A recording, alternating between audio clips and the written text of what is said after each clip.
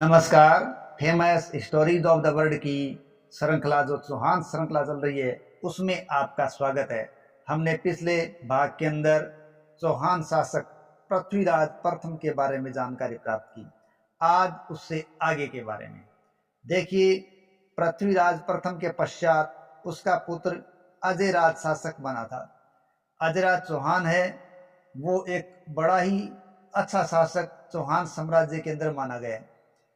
अजयराज द्वितीय था जिसका विवाह है सोमला देवी के साथ हुआ था और अजयराज और सोमला देवी का पुत्र हुआ था अर्णोराज, जो बाद में इनका उत्तराधिकारी बना था।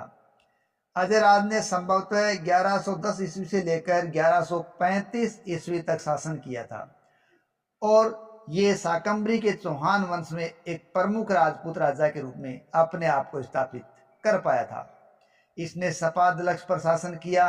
इसके राज्य में उत्तर पश्चिम भारत के वर्तमान राजस्थान के कुछ हिस्से शामिल थे।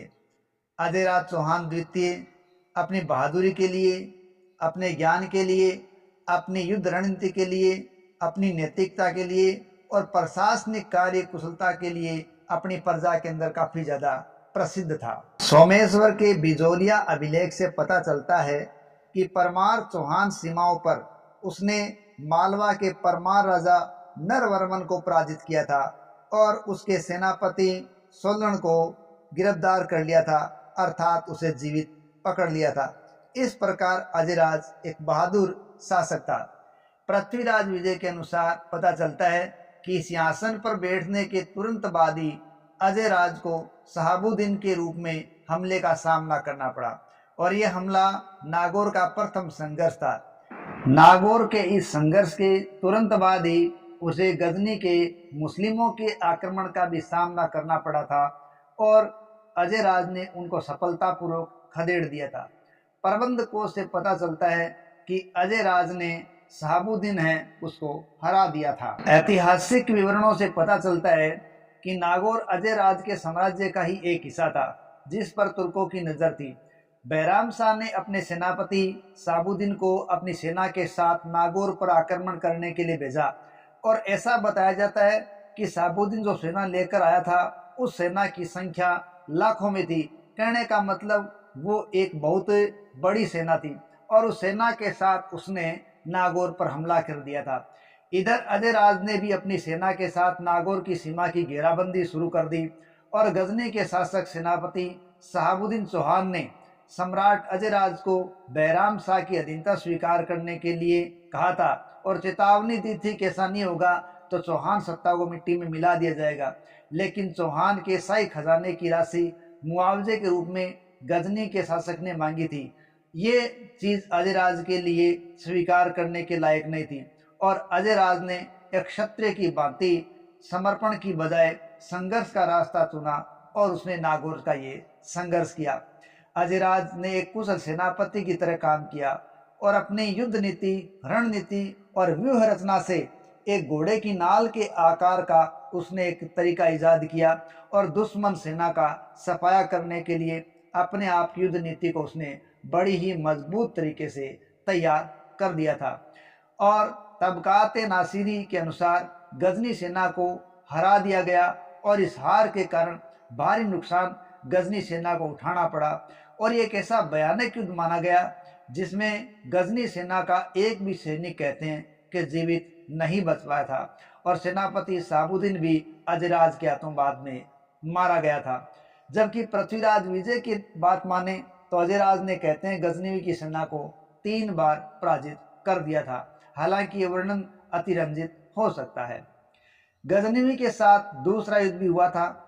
तबकात नासिरी और तारीख फरिश्ता की माने तो उनके अनुसार सुल्तान बैराम शाह ने 1112 ईस्वी में मोहम्मद बहलीम को अपने भारतीय क्षेत्रों का राज्यपाल नियुक्त कर दिया था।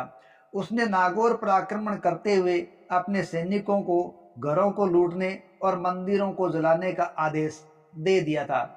अजयराज चौहान ने बैराम शाह के गजनवी के गवर्नर मोहम्मद बहलीम और सालार हुसैन के खिलाफ एक बड़ी लड़ाई लड़ी थी।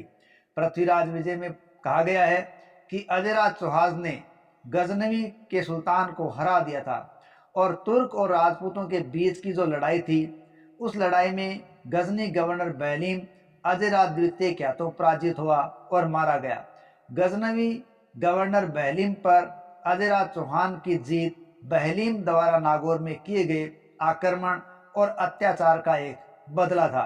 बहलीम के मरने के बाद अजयराज द्वितीय की लड़ाई बहराम शाह के दूसरे गवर्नर सालार हुसैन से बाद में हुई थी।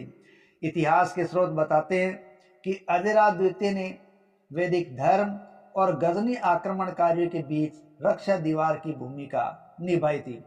उसने गजनवी सेनापतियों के साथ कई संघर्ष किए थे और उनको अपने क्षेत्र से बाहर निकालने में हर बार वो कामयाब भी हुआ था। मोहम्मद बहलीम की मृत्यु के बाद बहराम शाह ने सालार हुसैन को अपने भारतीय क्षेत्रों का राज्यपाल बनाया, जो कि बड़ी मात्रा में ऊंट और पैदल सेना लेकर चौहान के क्षेत्रों पर आक्रमण के लिए आया। लेकिन अजयराज चौहान ने सालार हुसैन को बड़ी ही सफलता के साथ हराकर बाहर करने में कामयाबी प्राप्त कर ली।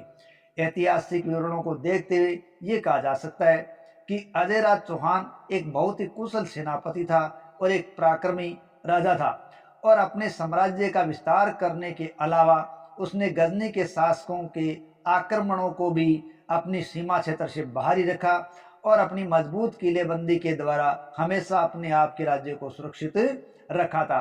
और साथ ही अजयराज चौहान ने अपने समय में सोने और चांदी के कई सिक्के भी जारी किए थे। अजयराज द्वितीय द्वारा जारी किए गए सिक्के अजय प्रियदर्शमस तथा अजय देव नाम से चलाए गए थे। अजयराज के पराक्रम और युद्ध नीति को ध्यान में रखते हुए इन्हें 12वीं शताब्दी का अपराधी सम्राट भी कहा जाता है। जब भारतवर्ष पर बार बार हमलावरों द्वारा हमले किए जा रहे थे, तब अजयराज द्वितीय ने इन विदेशी आक्रमणकारियों को युद्ध में हराकर इनके गंदे पैरों को भारतवर्ष की पवित्र धरा से दूर रखने में कामयाबी हासिल की थी। अजयराज की वीरता के बारे में एक अदम्य कथा जनश्रुतियों से या अनुश्रुतियों से भी पता चलती है।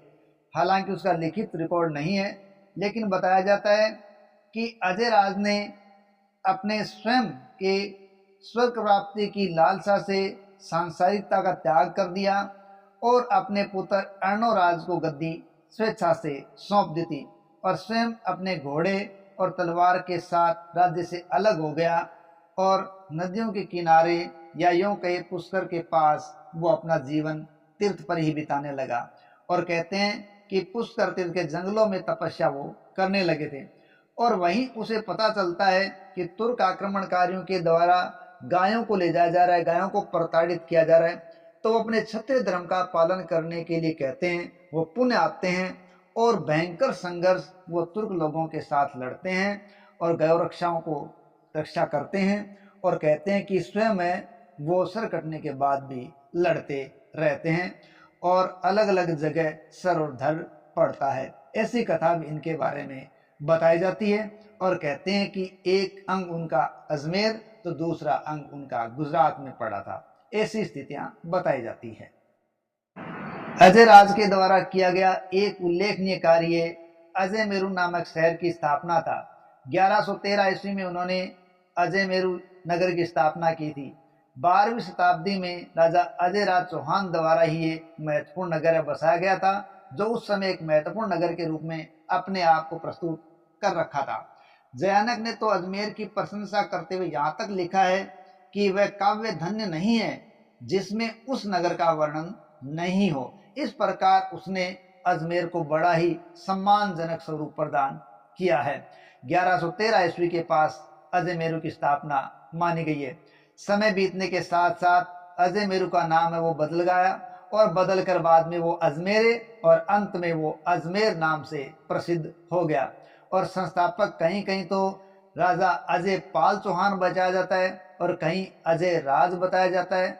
और इस प्रकार पता चलता है कि अजय राज या अजय पाल ये एक ही हैं, परंतु कर्नल टोड के अनुसार राजा अजयराज चौहान ने ही अजयमेरू दुर्ग बसाया था। इस प्रकार के संकेत मिलते हैं। इस प्रकार चौहान वंश का शासक अजयपाल या अजयराज एक अच्छा योद्धा, अच्छा वीर और युद्ध रणनीतिकार होने के साथ साथ वो एक निर्माण कार्यों में भी रुचि करने वाला शासक था।